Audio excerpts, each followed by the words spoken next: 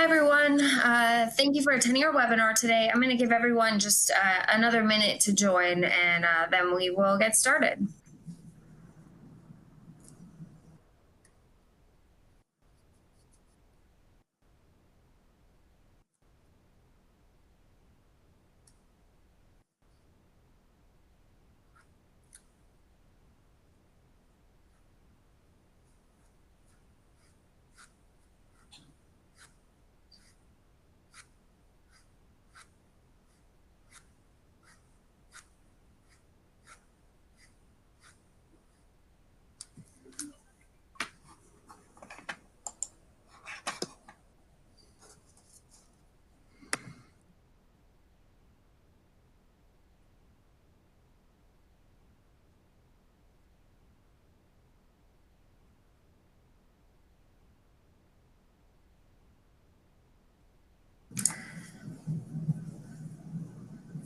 All right, I'm going to go ahead and just go through a couple housekeeping items for everyone. Before we begin, I just want to cover that at the bottom of the screen, there are multiple application engagement tools you can use. All of the engagement tools are resizable and movable, so feel free to move them around to get the most out of your desktop space. You can expand your slide area or maximize it to full screen by clicking the arrows in the top right corner. If you have any questions during the webcast, you can submit them through the Q&A engagement tool. And we will try to answer these during the webcast. But if you have fuller answers needed or we run out of time, it will be answered via email. Please know we capture all the questions. For the best viewing experience, we recommend using a wired internet connection and closing any programs or browser sessions running in the background that could cause issues. The webcast is being streamed through your computer, so there's no dial-in number for best audio quality. Please make sure your computer speakers or headset are turned on and the volume is up so you can hear the presenters. You can find additional answers to some common technical issues located in the help section. An on-demand version of the webcast will be available about 24 hours after the webcast. And you can use the same link that you used to connect today, but we will also send it out via email. And at the end of the survey, if you don't mind at the end of the webcast, if you don't mind taking a survey that will pop up, let us know how we did. And if you have any additional questions, we would really appreciate it. And with that, I will hand it over to Martin. Excellent. Thanks, Ashley. Just checking that you can hear me and everything looks good on your end. I can hear you and everything looks good. Perfect. All right, then let's get started. Thanks, everyone, for joining. Very excited to have this presentation and this opportunity to talk about CMS interoperability and master data management. In a moment, I'm going to be joined by Jenny Hyun, a Director of Enterprise Data Analytics at Vituity, a customer of ours, and she's going to talk about their experience bringing up master data management or implementing master data management to help with Provider Hub and a number of other things that they're working on in their organization. So hearing from a real practical expert. And we'll also have a demonstration of our product, the Prophecy platform, by Tyler Graham, our Director of Emerging Technologies at Prophecy. And he's going to show some of the CMS data in our platform and how to match, merge it, standardize it, and do all the kind of good things that master data management is there to help you with. So let me introduce myself for a moment. My name is Martin Boyd, VP Product Marketing at Prophecy. I've been in the master data management space for some time. And what I'm going to be doing here is just really kind of introducing the ideas of what's going on in the healthcare industry at the moment and how master data management can be a significant help with some of those initiatives and the pressures that are happening. I'll do a little bit of an intro for a few minutes and talk through some of that before we bring in Jenny and Tyler to the conversation. So with that, let me just get started. So in healthcare at the moment, I think if I imagine pretty much everybody on the webcast here is in the healthcare world. So you already know that there's some things that are facing healthcare at the moment that require response. If you haven't already started to respond, I'm certain you're thinking about them. First one is the data interoperability mandates from the government implemented or driven through the Cures Act. And they're requiring some interoperability. They're making some mandates or the requirements for interoperability around provider APIs. So for that, you need to have a clean, organized list of, and trusted, I should say, list of your providers, your healthcare providers, doctors, nurses, etc., in order that that can be shared with other players in the industry. There's also requirements around patient APIs that need to be implemented as well. So the idea that data needs to be shared around the industry for overall efficiency seems like a great idea, but it does require individual organizations to get their own house in order that they have data that they can share and they have a place to store it and know where the reliable, trusted version of that data is. Because healthcare organizations have grown up over time, largely siloed, and have the data can be in multiple places. And we're going to talk a little bit about that in just a moment.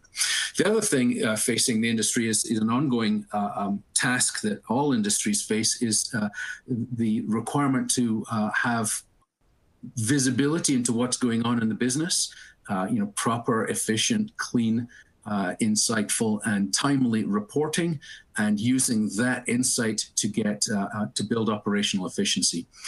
Like every industry, healthcare is needing to be more efficient and certainly needs to know what's going on in the business, particularly in times of rapid change, as we tend to be facing at the moment.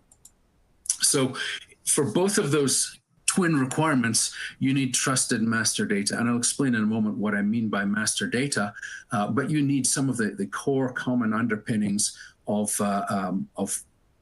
the main elements of the business. So what they tend to be, oops, wrong button, what they tend to be in healthcare, and this isn't a complete list, but it's a decent starting place, would be things like patient, provider, the treatment facility or location is a very common one. Supplies from a procurement perspective or a warehousing perspective, and other reference data tend to be the common ones that folks start with. If you have, and in this webcast, we'll mostly focus around provider because it is the one that is, generally speaking, the most in need of some improvement. The data tends to be held in lots of different places. So credentialing systems, EMR systems, HR systems, for example, may have different fragments of information about a provider that need to be pulled together in order that you have a single, complete, correct view of your providers. And that then allows some of these things like the data interoperability mandates and the efficiency and operational reporting. But there could be many others, and we're going to touch on a few of them in this webcast. So that's the general idea here, is that some of these key elements of your business, sometimes we talk about them as the nouns of the business. They're the most, they're very stable. I mean, obviously they change over time, but they don't change as fast as individual check-in and check-out from an emergency room type of thing. The providers, the patients, the treatments are the kind of the foundations of your business. And master data management is all around corralling those and organizing them for more efficiency. So the hubs, as I just stole my own thunder there and I talked a little bit around this slide, the idea is to build and maintain trusted data for a domain. These would be the domains. Share the trusted data across whatever systems or reporting need them, so that they form a common basis for all of the work that you do. Validate, store, and manage incoming information. So you will be able to pull together information from internal systems, but if you have external systems, when we start full interoperability, there's going to be lots of incoming information as well. You need a place to put that and make sure that it correlates and validates out with the information you already have. You need to synchronize that data across your internal systems. If you have multiple internal systems holding provider information, which most organizations would, you need to make sure that there's no inconsistencies and that the best version of that information is being used by all your internal systems. You want to standardize all the data to your governance and data quality standards. So however you receive information from CMS or from a payer organization or from whatever it is, that may or may not be conforming exactly to your data standards. It's important that it does conform to yours so that you can use it in your own systems, and that you're not got multiple different standards or undefined standards or whatsoever, because that data is pretty much useless if you don't know, if your systems don't know how to interpret it.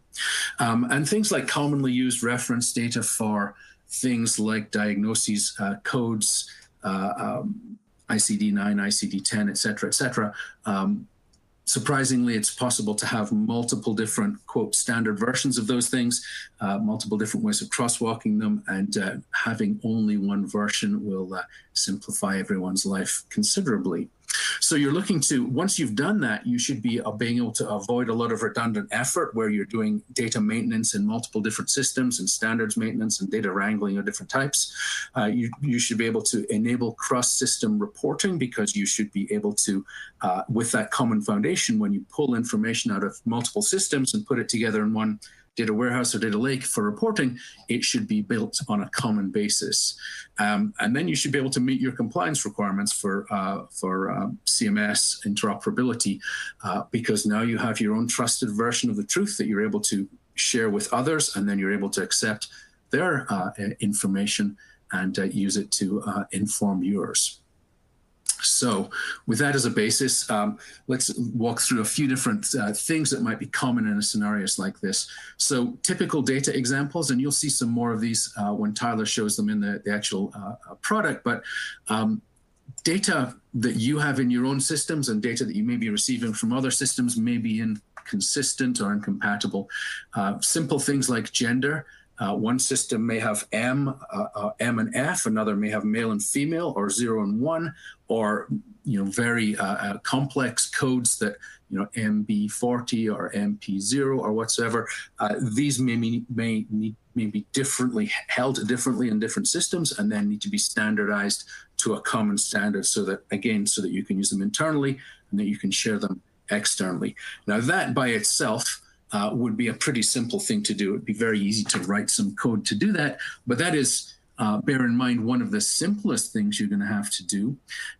There are hundreds of other things equivalent to this that are much more complex, and it may change over time when you bring in a new system or you start seeing new codes popping up for non-binary gender identities, for gender reassignment, et cetera. There may be complexities to that. An expert, a medical professional may know perfectly well what those things are.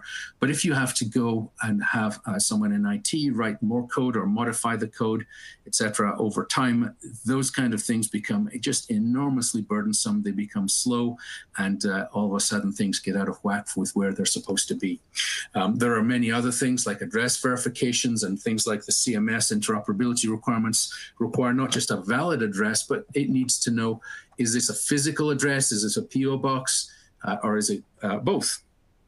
Little things like that. Again, there are many of these requirements that add up that can cause all kinds of problems. And then there's just simple standardizations, like there may be multiple forms for anesthesia that are coming in from different systems or were typed in by human beings, and therefore tend to be inconsistent. So they may need to be standardized. Registered nurse designations, university, et cetera.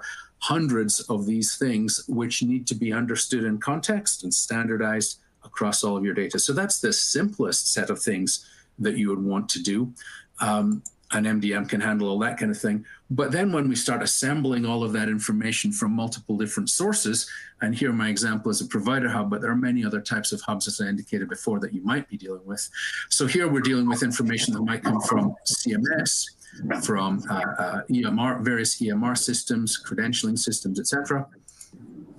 And so we might bring a fragment of information about this care provider, Deborah Varchi, from one credentialing system, another fragment of information from a provider listing from CMS, another one from an EMR system, another one from another EMR system. Surprisingly, or probably not surprisingly to you folks on the call, a lot of organizations have multiple EMR and credentialing systems, so standardizing information across all of them is something that needs to be done very often. So we can end up, we have the MDM solution has matching algorithms that can identify these are all dealing with the same person, and you can identify based on NPI, based on name, based on all kinds of other different things. And then we attempt to merge them together. Tyler's going to show you some of this live, so I'm not going to dwell on it too much, except to say that once we've pulled together all that information from these multiple systems, we now have a single, trusted, complete, composite record that we are able to trust about this one lady, Deborah Varchi, who apparently works in pediatrics. So that's the starting point. Now we've pulled together this single trusted version of the truth. What do we do with that? It turns out that it has lots of different knock-on effects, or effect benefits, I should say. Let me just see if I can build this out. Oh, no, it's not going to build out. Some of the text is missing off this slide for some reason, but it doesn't matter. Once you've got this information, it can be used to communicate back with CMS, through the API to show them your corrected version of Deborah Varchi. You can use it to publish on a web directory. You can be using it to look at utilization statistics around how this one lady how her utilization is. Across pediatrics, what's the utilization of all people? You can start to look at what is the length of tenure of some of these people, and how many of them might retire for example, how many might retire in the next year or two. And you can start looking at physician recruitment for that one specialty. You can be looking at specialty coverage. And some of the things that should be showing up on this text here are things like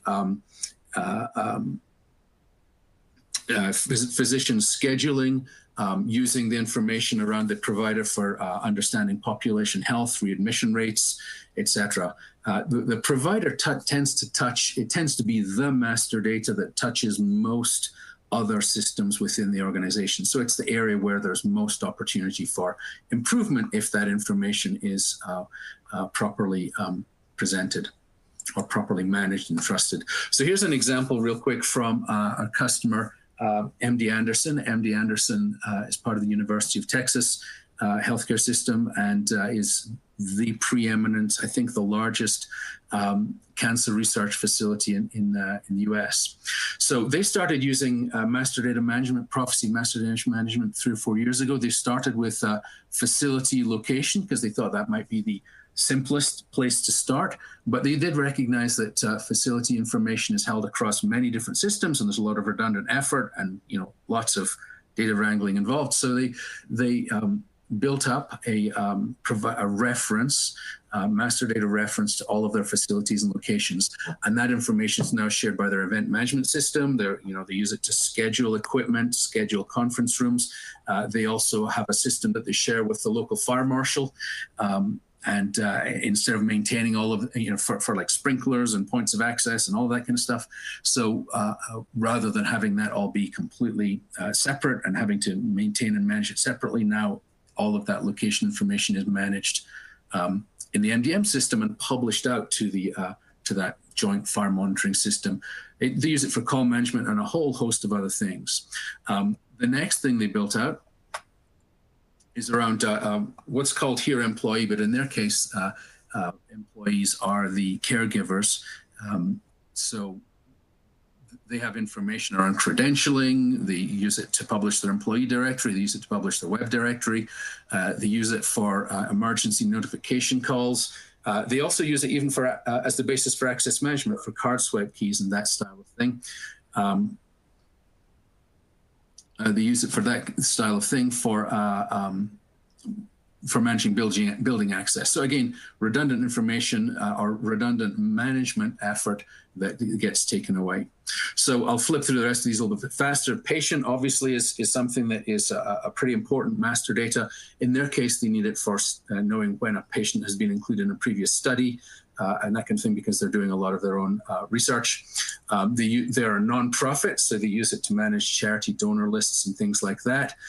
Householding and do not contact suppression. Supplies is an area that they're actively working on at the moment for procurement, so that they can do more effective procurement and benchmark themselves against other organizations to find out how much they're paying for rubber gloves and scalpels and things like that, so that they can drive improved strategic procurement, and lots of other reference data, standard definitions, medical vocabularies, all of that kind of stuff. And just I'll wrap up on that. So when COVID-19 started to become a thing back around February, March, and they were starting to look at, well, what are the interactions between COVID-19 and cancer, being the preeminent cancer research facility. The standard medical codes were insufficient for them. They needed to get much more detailed. So they turned to prophecy, and they used it to build out domain glossaries and terminology crosswalks. They had their medical ontologists work directly in prophecy to build out these definitions and hierarchies so that they could better standardize their clinical information, so that when they put it into a searchable data lake, it was more easy to search for researchers, so that they could look for other patients who have a similar kind of diagnosis, et cetera, et cetera.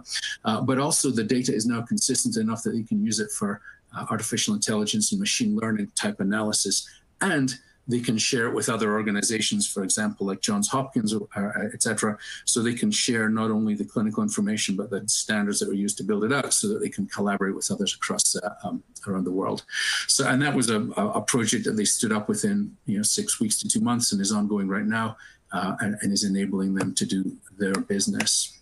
So hopefully that was a decent walkthrough of the kinds of problems that MDM can be used to solve, how it impacts not only the general effectiveness of the organization, but how it can be used to help with CMS mandates and interoperability mandates. So with that, I'm going to try and slow down a little bit, and let's introduce Jenny. Jenny, you there? I'm here. Can you hear me okay? I can hear you just fine. So we're going to have Jenny walk through a little bit of there's the Vituity story, but let's start, Jenny, with, can you tell us a little bit about Vituity, what you guys do for a living, and a little bit of the background that everyone will need to understand the rest of this? Absolutely. First, thanks so much for the invitation to come and speak about our MDM journey. We are still very early on in that journey, so I'll place that caveat. We are just beginning, but it's a very exciting beginning.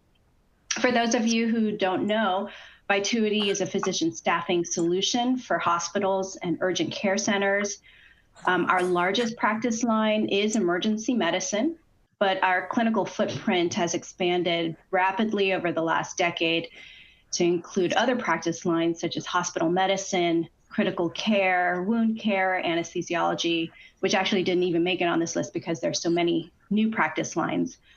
As you see on the slide, we have about 400 plus practice locations. We are now national, now in over 17, I think now 18 states, with a great dedicated group of physicians and advanced providers providing care at our hospitals and urgent care centers.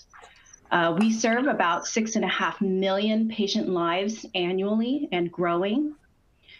We like to think of ourselves with 3 arms, essentially. The centers are providers, and our practice management group is a second arm. And then we have an RCM, revenue cycle management and billing arm as well. Within our practice management arm or section, we have all of our traditional groups, like our people ops, finance, but we do have the addition of a few others like payer contract management and credentialing. So we have a lot of different groups doing a lot of work to support our providers at those sites. So that's a perfect setup, of course, there's a lot of data involved in managing all of that, and that presumably gives you some data challenges. So can you talk a little bit about what your challenges were and what kind of impacts they had? Absolutely. I don't think that we're very different from a lot of organizations where we have data siloed in a lot of different areas. We have ownership by business owners, and they have their group of data fields that they want, and then another group, and they have their own data fields. So the major complaint across the organization was that we couldn't get integrated data. We wanted to move out of these silos, so we needed some kind of assistance to help us integrate data from across these different groups in our organization. And I don't think that we're alone in that challenge. The other challenge we had was that we never really put in a systematic data governance program. We had data governance, again, in these small groups. So credentialing had rules about how they were going to enter data, how they had what kind of abbreviations they would have. But then finance had a different set of rules. Other groups didn't have rules at all. So there was no integrated data governance across the entire enterprise.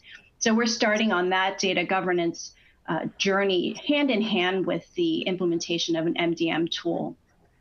And then, as I mentioned before, the great desire, the great power of data is in integration, being able to leverage data across all these groups. But when you don't have a consistent set of data to integrate it with, it just makes it that much more difficult. There's a lot of manual intervention to try to fit the pieces together, and that just doesn't work for an organization of our size and the rate that we're expanding. Yeah, and as you say, I don't think you're alone in those problems. I think anyone on this call will recognize, I think, what most of those problems feel like. So at the beginning of this, when you were first recognizing that you needed to do something, I think it wasn't clear that the answer was master data management. So let's talk through, if you would, some of the things that you considered or maybe experimented with and how they went. Yeah, so we had a homegrown data warehouse. So we'd been in the data world ourselves for 2.5 decades, and we had been growing this homegrown data warehouse ourselves. Within it, we had actually, I should step back. So within our individual business owners, there are opportunities, and there were owners that were using their existing systems like Salesforce or other types of technology that we have to master data within their own systems. And that's great for one system. So if you have just credentialing data and you just want to share that data with somebody else, that works. And so we started out that way. The other part to that was this data warehouse that we had homegrown. And we did try to master data in our homegrown data warehouse as well. As we discovered in our this new EDW project that included the MDM prophecy tool, when we started digging through the code, we discovered that there had been a lot of hard coding to maintain master data within the system. It was all in SQL code. It was hard to maintain. In fact, it had not been maintained over the 2.5 decades that we'd had this data warehouse. There was no transparency in how the rules were made. In fact, it was so buried that we actually didn't see it until we peeled back the onion, so to speak. There's a lot of effort to maintain it. We had data engineers hired to do that. And then there was really actually no oversight with the business owners who were the source of that data in terms of how that data was being matched or survivorship rules or any of those kinds of things. So it was very buried in there and very difficult to manage. So the third part here. Oh, go ahead. Sorry, I was just catching up to you there. That's okay. So the bottom line is that using existing systems didn't work, and custom coding didn't work, or just there weren't good solutions. So you started looking at something else. That's Sorry, right. Back to you. Those two options were just not viable for a new enterprise data warehouse where we wanted to start with the newest technology. Those two options really didn't allow for the kind of integration and growth that we wanted in our company. So we started with number 3 this year. We engaged Accenture to come in. They were a contracting group, and they introduced this concept of master data management alongside data governance. And we are still in our phase 1 deployment. We've set up prophecy, we've engaged our business owners, and we started with 3 domains, provider, site, and patient. And then we do plan to expand into at least 2 others, so perhaps payer contract or reference data. But there's been a lot of conversation now that we have this tool about other options, other data that should be mastered through the MDM tool. Excellent. And can you talk a little bit about data governance and how that kind of played into the conversation? Absolutely. I think that you can't have MDM without some type of data governance foundation.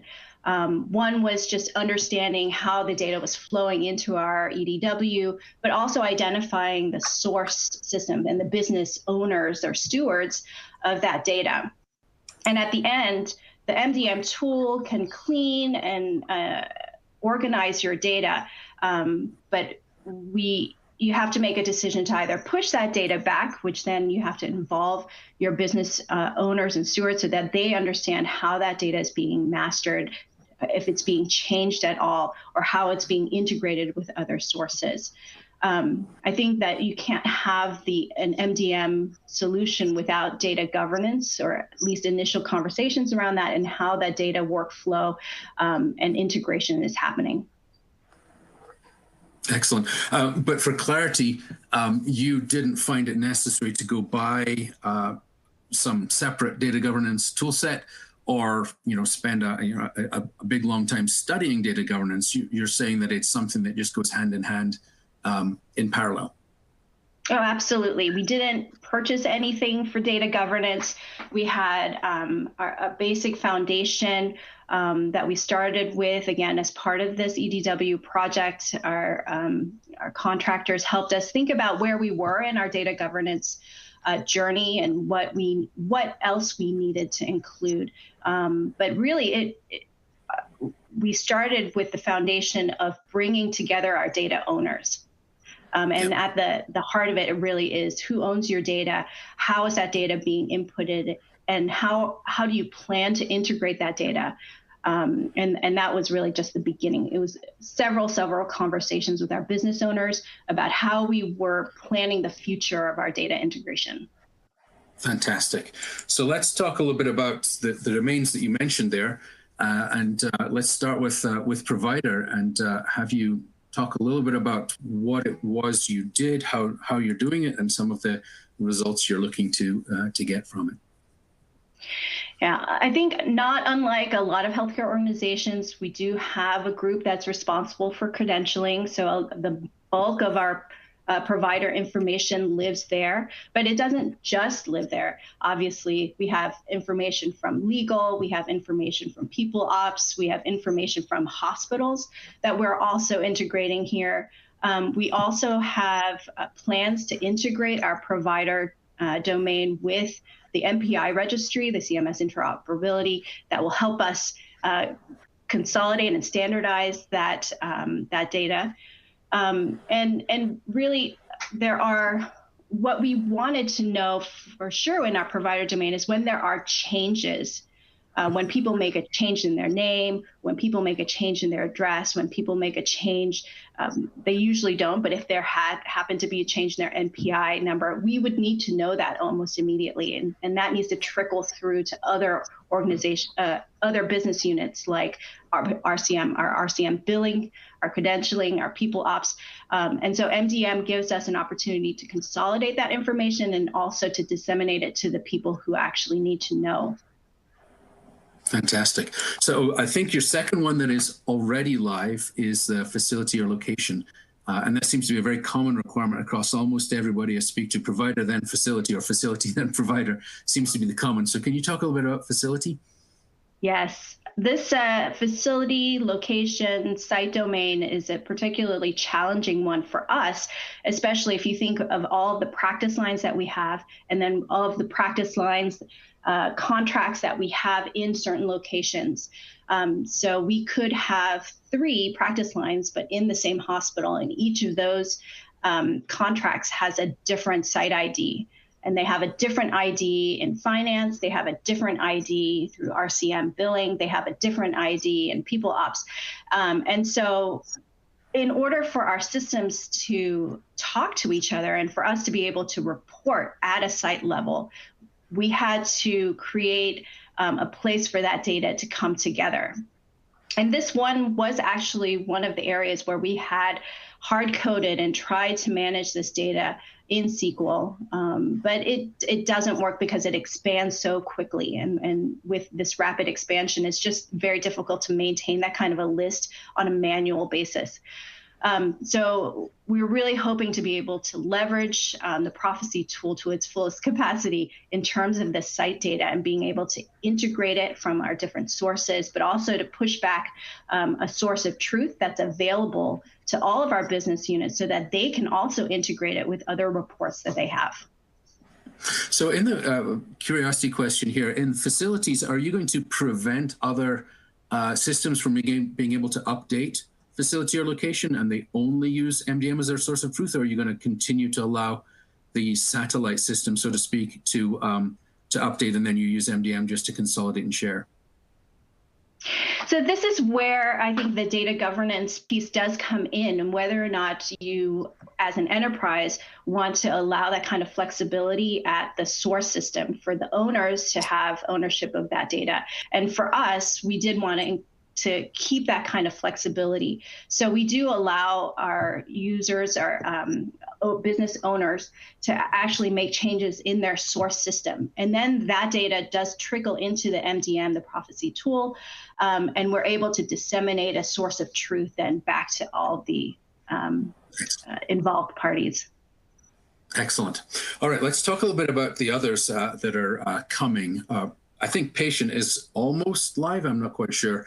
And then we'll get into others as well. Yes, so we are almost live with Patient. It is a larger domain for us, and so there has been some challenges in terms of making sure we have the matching rules and it's running efficiently on our systems.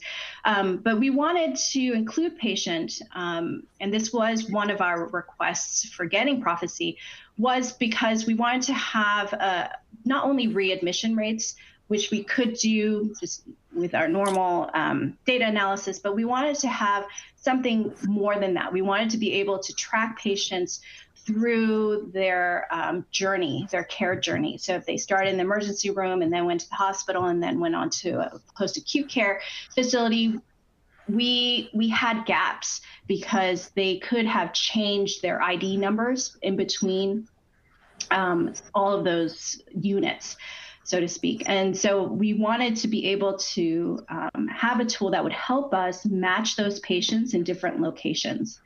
We're not there yet, but that is the ultimate goal.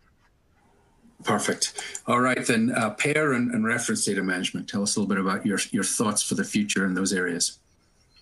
Yeah, the payer contracts one is very important to us. We do contract with all sorts of insurance companies.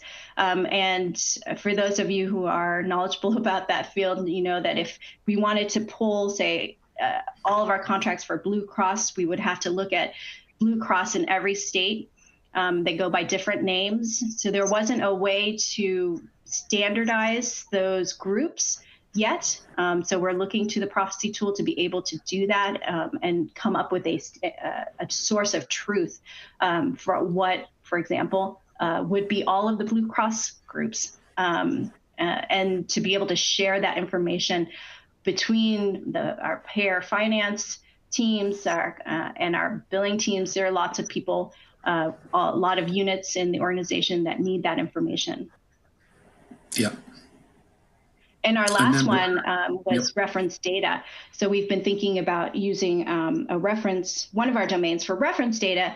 Obviously, in healthcare, there are lots of codes. There are clinical classification, CCS codes we use for reporting. We want to make sure that we're using the most recent one and that we're using the most recent one standardized across the enterprise, so that when people do reporting, that everybody is using the same groupings for CCS or for ICD-10 codes or for CPT codes. So we're all speaking the same language, and then we don't have these very annoying differences when we're doing reporting from different business owners. Excellent. And I'd like to just finish off this slide, and you can comment on it, Jenny. But I remember when you and I were first talking about this, and I asked you about multi-domain, you seemed kind of surprised that I was even asking about, the need for multiple different MDM domains. And I wrote down what you said because it struck me really pretty strongly. It's okay to start with one domain for simplicity, but there is no chance there is a business out there that only has one domain to be mastered. And I think a lot of people come to MDM thinking about a domain and not really thinking much about the future. You've gone live with 2, and you've got a third and 2 more coming along pretty soon. So can you talk just a moment about the need for multiple domains and how you're starting to use MDM as a platform within the organization? Absolutely. I think when we were having our conversation, Martin, it seemed clear that as a new tool, if you're phasing into it, obviously you can dip your toes in and try one domain and see how that works. And that actually would help, I think, probably with buy-in from your other business owners, because they're probably not familiar with MDM or how it's going to work, and actually convincing others that this is a tool that helps you in the long run. It helps you with integration, it helps you with standardization, all of these wonderful things that you want to do with your data. I can't imagine that there is a business out there that only needs one, though. And we jumped in with 5, 3 that we knew and 2 that we had on reserve, because we knew that once we started this journey, that other people would come out of the woodworks, other business owners would come out and say, hey, help us with this problem. And we would have a ready solution. We would say, hey, we have this tool, we can help you with this data integration problem that you're having. And the power of data, obviously, with now that everybody's moving to large data, big data, is in integration. And if your systems can't talk to each other, there's limited power in that data. And the prophecy tool, MDM in general, really helps to be able to integrate and get as much out of your data as possible. Fantastic, Jenny. We'll wrap it up there because I want to hand off to Tyler and show a little bit of how this actually looks. But thank you so much for that insight. And I hope that everybody on the call has benefited from some of your experience and how you thought through this problem and then decided to go ahead and tackle it. So thank you. Thank you. All right, now I'm going to hand over to Tyler Graham, Director of Emerging Technologies for Prophecy, and he's going to show us a little bit of some of what this looks like live using some healthcare and CMS data. Tyler, over to you. And sorry if I'm going to force you to talk a little bit fast because I ran over just a little bit. It's fine. Thank you, Martin. Yeah, so my name is Tyler Graham, as he said, and it's a pleasure to show you our tool today. I just wanted to start out really quickly, kind of showing a patient hub so you can kind of see the different things we can do here, where I can have integration of multiple systems. I can show unique versus proposed match statuses. I can look at address verification status, so I can deal with any of the ones where verification failed. And really what we're trying to do here is empower the business user to manage the process for themselves, right? So we want to pull IT back into a supervisory role and really empower the business user to manage their own data. So some of the things that Jenny hit on that I think is really important as you kind of look through our solution is the idea that too often in an organization, it's reactive data management, or even worse than reactive data management is a situation where the rules have been defined into these SQL Server backends where people can't even really understand how the master data management is happening, how is my data being cleansed, and how all that information is being done.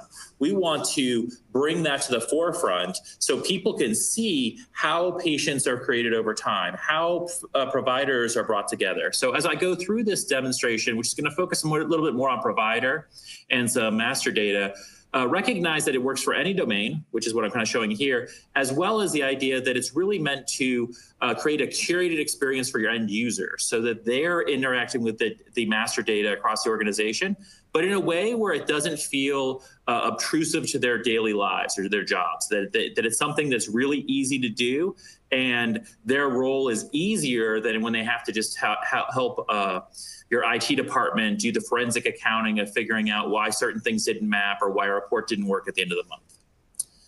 So let's go into the provider screen. This is a different screen. I just kind of flipped it on its side.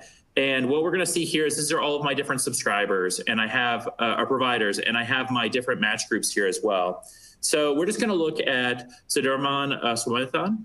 And if I click on that system, and we'll first look at it as a matching strategy. So in here, I can see my master record, which is the best record that we've created as an amalgam of all the records from downstream systems. And you can see here that we have a number of different systems that have brought this data in. Epic, credentialing, another EMR2 system, which is Epic, and then CMS. And so in that case, we're able to see all of the different information that's occurring to Swaminathan across a lot of different systems. Now, typically, if we were talking about CMS data, there would be multiple records. And so if I actually went and looked at that CMS data, I'd actually see that Swaminathan is going to show up as 5 or 6 different records, or other providers are going to show up as 5 or 6 different records because they have admitting privileges to many different hospitals. They are actually providing claims to CMS. And that's actually a benefit of that process because that data has actually been gone through its own process to distill that information down to as many different hospitals and affiliations that it can occur. So in this case, I did one simple, but there could be ones where there's lots of CMS records that came into the system. So the first thing we're doing here is we can see that there's 2 different addresses that probably go to the same hospital. So 5 hospital drive and 1 hospital drive. And it's got a floor 4. And you can see as I move between records, I have the ability to take any piece of information that's populated in the system and move it and master that value over the top of it. I'm not going to do that here, but you can see that I can take those data. And what's happened behind the scenes is it did its survivorship, and it used our strategy that said, take the most common attribute to start, right? So in this case, you can see there's 3 5 hospital drives and only one hospital drive. So the 5 won out. And the blank actually overrode that Florida 4 because I've done that as an address line too. So they all roll together. I could have done something different where I said, pick the one that's the most complete first and did that for the address line too. But if I had done that, then I would get this one that shows up once over these other ones. So there's able to do some structuring and tailoring of what my survivorship is going to look like across the organization. But if I come in and review that record as a business user that really understands this provider, and I think that 1 hospital drive is actually a better address, I can now choose that without having to get into IT's involvement. I can actually do that process. And when I do that, it will actually change data behind the scenes. So I'm going to just close this right now. And it's going to change that data behind the scenes. So when I go into the record here, there's other ways I can kind of look at this, but it's going to keep track of that member history. So I know exactly who changed what when on this record over time. So this is going to give me that history. So it's going back and getting all the changes and welling that information back up into the screen here. And it's going to show me each and every place where Swaminathan has been changed and what is those changes that occurred. So if I kind of extend one of these, I can kind of look into one of these and see all of the different pieces that changed on that. And if it updated like 1 record, I can expand that and see that address line 2 was cleared from Florida 4. So you can see where I had done this in the past and made those changes. But even if I just review a record but make no changes, it will actually track that I looked at that record at that time, because there's certain places where people care about that, but it's easy for me to see that no attributes were changed. So if we go back into the data itself, one of the things that's really beneficial of this platform, as well as the CMS data directly, is if I trigger into my associated source records. So these are those records that we were watching in a vertical pattern into a horizontal pattern, but now I can actually drill into those records directly. And so now I can go into its own form with different tabs here. And because I've gone to the CMS record, it includes affiliations. So I can actually see each and every hospital that Siddharaman has talked to CMS through, right? So they've provided a claim for him, or he has some affiliation with these hospitals. So this is letting me kind of drill into the data deeper and really get to that data. And I can apply this data and even survive this data up to the master record if I so chose. But right now, we're just dealing with this at the individual CMS record.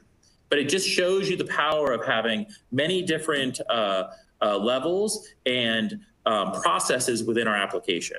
And all of this is customized and structured so you can do any of this information. We can also attach files. So if we had some sort of provider agreement with Smithon, I can attach it here. So a PDF version can be actually attached to the record so somebody can actually look at it right here on the screen as well. And because it's stored in our system, the link to that would be stored and managed behind the security that's in this application as well. All right, so now that we've looked at like this type of application where I'm a end user and I want a more curated experience, let's go look at kind of where we are building this data and kind of show another use of this. So one of the things we talked about, or Martin talked about earlier, was about the crosswalks or the mappings. And we can have different types of mappings, and I have some many-to-manys in here as well. But in this case, all of these different mappings that occur within my CMS data need to be mapped to the NUCC specializations. There's not actually the exact same mapping here, or at least when they give it to us, they're giving it maybe as the name, not as the code. And I could obviously have written a business rule that did this. We have data quality rules that do this as well. But what I wanted to show is the process of making changes inside the system and then being able to manage that process as well. So if I click here and I do emergency medicine, you're going to see that it's going to bring up the 863 records. Now, they're in alphabetical order, so I could go down or try to find emergency medicine, although I think they're doing by code right now. I could make them name. So I could do it that way, but that's really going to create a lot of issue. What I really would like to do is just be able to type in some information here and get that information to show up really quickly. So now I can kind of pick emergency medicine, which is the NUCC specialization that has this code identifier, and attach it to the CMS data that's there. Now, I could have other workflows that are telling me when these are issues, bring me right into that record directly. We'll look at a screen in that second. But in this case, I just wanted to show that I can do this in aggregate as well. I could also export this to Excel and do a VLOOKUP or something that does this as well. So I have many different options on changing data. And really, one of the big points of Prophecy is we want you to feel like you own the data, that the Prophecy application isn't storing it in some ivory castle, that you own the data and give people, as long as they have access to that data appropriately, all the tools they need to master and manage that data over time. So once I've made that change, you'll see that it'll just highlight here, and I can publish that change into the system. And what's going to happen is there's actually a workflow that's done downstream. So this is a way where I can have it be proactive data management, right? So we're talking about bringing the data user into the process, but there could be a situation where, there's an old term that says good neighbors are made by good fences, right? And so in this way, we want to make sure each person is segregated to do the things they are, and that nothing gets through that hasn't been approved or that other people haven't been able to review. So in this case, if I come over here, I can see that this record actually has come in and said, hey, there's an approval task necessary for this. And it could go be cordoned out. So different areas of the organization would approve these based on where this was going to be used, or different data stewards could do this. If I click on this link, you're going to see this proactive data management experience is going to not focus on any like large form or bring me up to an Excel spreadsheet. It's going to go directly into the member that I want to change. So in this case, you can see here, I'm looking directly at the emergency medicine, and I'm seeing the NUCC specialization. Now, I can build these forms to do anything.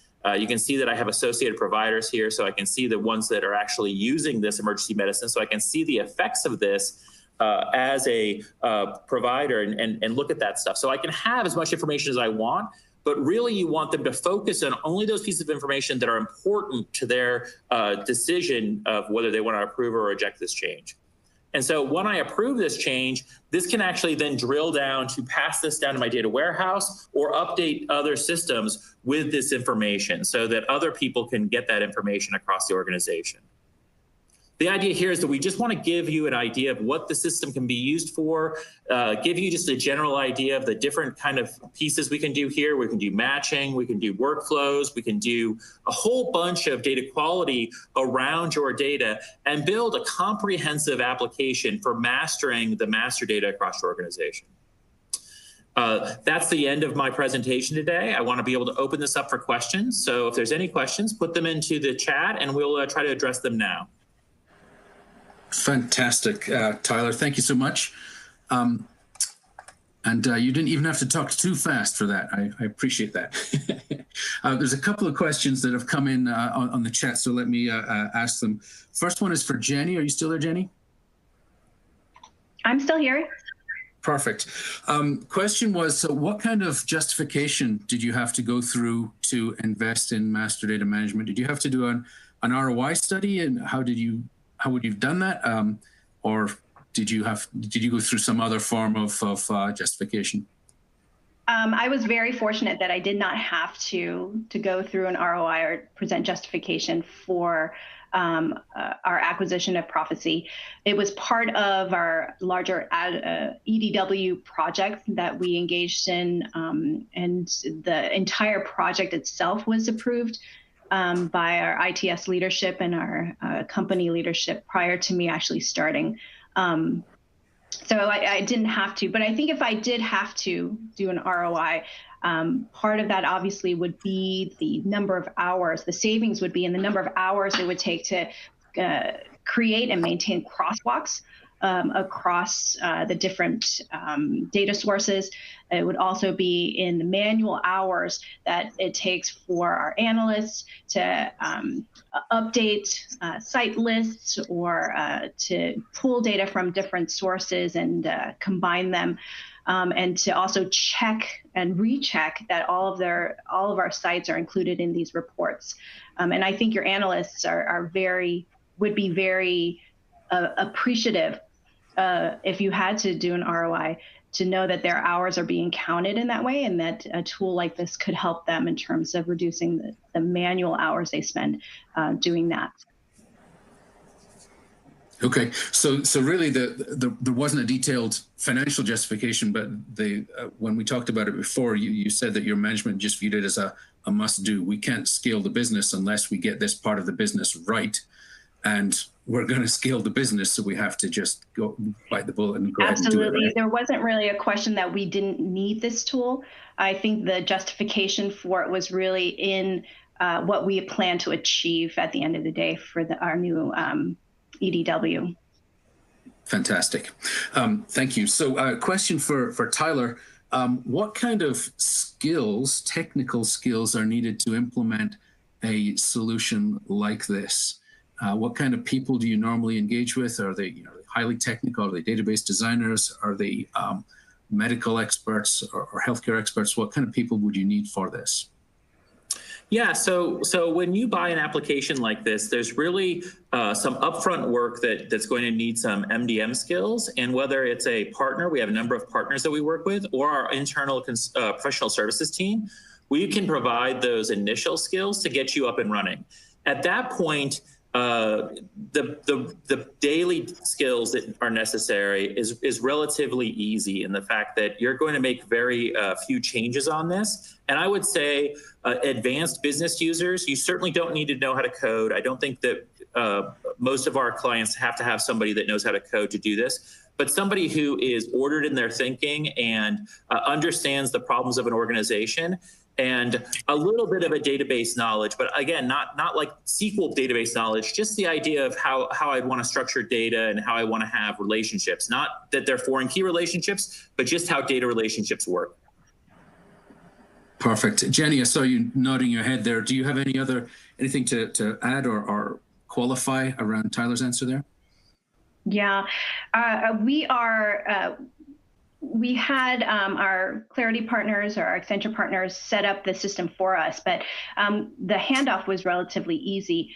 we went through a lot of the prophecy admin classes that were offered through support, and that provided enough foundation for us to receive the tool from our contractors and actually start making it our own. So I agree with what Tyler said, that there really isn't, you don't need specialized data management knowledge in order to get this up and running. One other follow-up question, Jenny, how big is the team that you have at your disposal to ramp up as quickly as you have with as many different domains as you have? Our team is very lean.